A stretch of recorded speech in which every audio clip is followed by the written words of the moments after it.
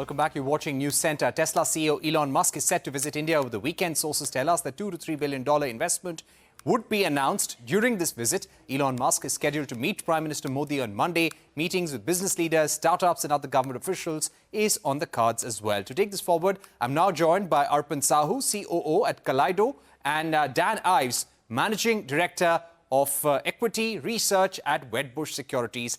Dan Ives, if I can begin with you, you have been writing, and Wedbush Securities has been observing that the growth strategy of Tesla here onwards will be very critical to watch, because they have seen a mismatch between production and actual deliveries on the ground. There is a slowdown in EV sales globally. BYD has overtaken Tesla in terms of 2023 sales altogether.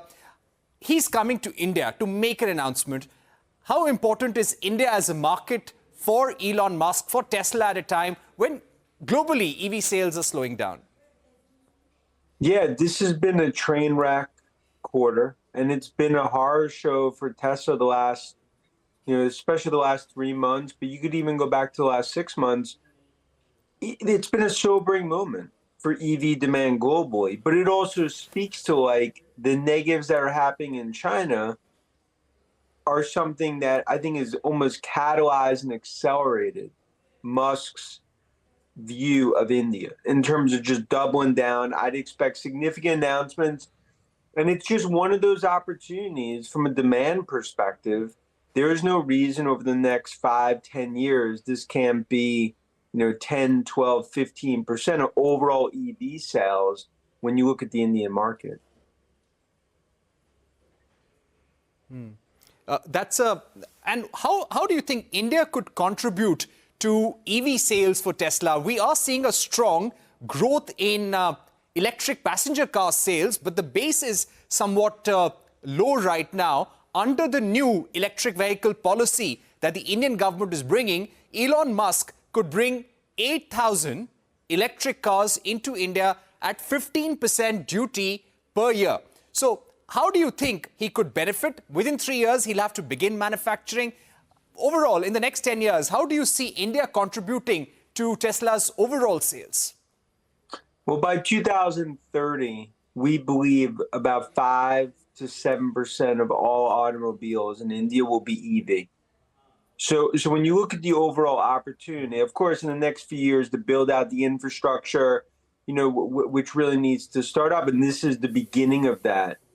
But just like Apple, we've seen in India, I mean, this is a market that I think Tesla is significantly focused on, which is why Musk has really put it at the top of the priority list at a time where they need growth, and there's a fork in the road period for Tesla.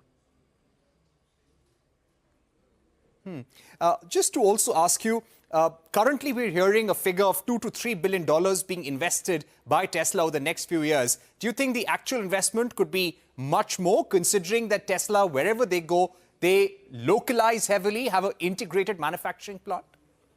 I think it could be double that number, over the next few. I think that's a pretty conservative number relative to the type of infrastructure build that I would expect Tesla to have. And also, just like you point out, you're also going to have a tangential effect in terms of battery players, a lot of suppliers that will also move within the factories where Tesla is going to build out. So there's a ripple effect within India. Right. I'm going to come back to you, Dan. There's one more aspect of his visit. He's going to be interacting with space startups in India. There is also an expectation that Starlink may make an entry into India as well. Arpan Sahu of Kaleido is joining us. Arpan will be among the space startups who would be meeting Elon Musk on Monday. Arpan, you've been invited for that meeting. Give us a sense of what's going to transpire on Monday. What's going to be your pitch to Elon Musk? Hey, in terms of what we're going to do over there, I don't think it's necessarily a pitch. What we're going to try to put forth is essentially what's the ecosystem playing like in India itself as a joint, growing, a nascent stage, blue ocean strategy, whatever you want to call it. The space ecosystem is on a rapid momentum and backed by the accomplishments that we have been seeing in the past year and a half.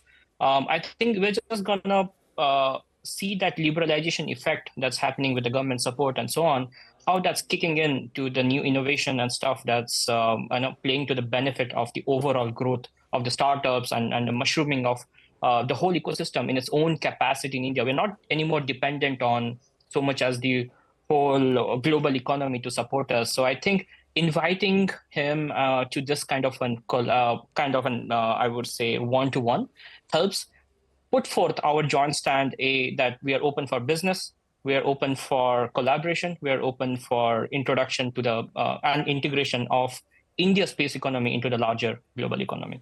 That's the message. And what could SpaceX actually bring to India? If there could be a collaboration between Indian industry, ISRO and SpaceX, what segments of the space sector could this be in, Arpan? Obviously, Starlink, it's there right in there in the interface in terms of the whole scale of the thing that it brings to the table is unprecedented, and the proliferation of that low Earth orbit with SATCOM solutions is a game changer by itself. Apart from that, obviously, using the kind of, I would say, the local ecosystem and integrating that into probably the supply chain of SpaceX. I don't know how much that is possible, because SpaceX is just so diversified, starting from launch services to Starlink to and the upcoming Starshield projects. I don't know how much of the federal structure or the federal regulations allow for it, but eventually I see this is just an introduction today, but it could potentially lead to a lot more deep integration and collaboration, given that our market is known for industrialization and rapid growth than any other market can possibly today support. Right. Dan, if I could come back to you, taking a cue from what our panelists were speaking about, the collaboration in the space sector, Elon Musk's visit, and this is what the Indian government is hoping, will not just be about electric vehicles, will be about Starlink, maybe space collaboration. Now, if you speak about the Indian market altogether, not just EVs, why is it important for Elon Musk at this stage in other segments as well? You're talking about the most followed human probably in the world that now is laser focused on India. And I think that speaks volumes, not just for Tesla, SpaceX technology, the ripple effect, what that brings. I mean, that's why Musk is always meeting with different heads of state, because everyone wants Musk there. I mean, look at what Musk has done to Austin, Texas. It's changed that whole area. It's changed the state. So the point is, like, when Musk comes, everyone listens. And I mean, it's super exciting, you know, that panelists will be sitting down with Musk. But I think it also just speaks to the view now of India on the world stage, just further and further elevated, I'd say, up the food chain.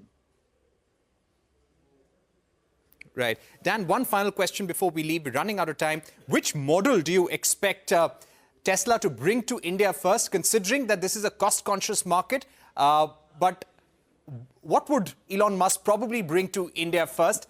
And what would they like to manufacture and export from India? It has to be the Model 2, the sub-$30,000 vehicle, or a scaled-down Model Y. They're going to need to go low on the price points. That will be the focus in terms of on the Indian market, even though, of course, there'll be some of the high-end models. But that front and center will be the focus of Musk. Right. Thank you very much, Dan Ives, Arpan Sahu, for joining us on the program. It was a wonderful discussion, giving us a view of what Elon Musk's visit could be all about. Remember, he will be here for at least 48 hours. That's quite a comprehensive visit. With that, it's a wrap on this edition of News Center. More news and updates continue right here.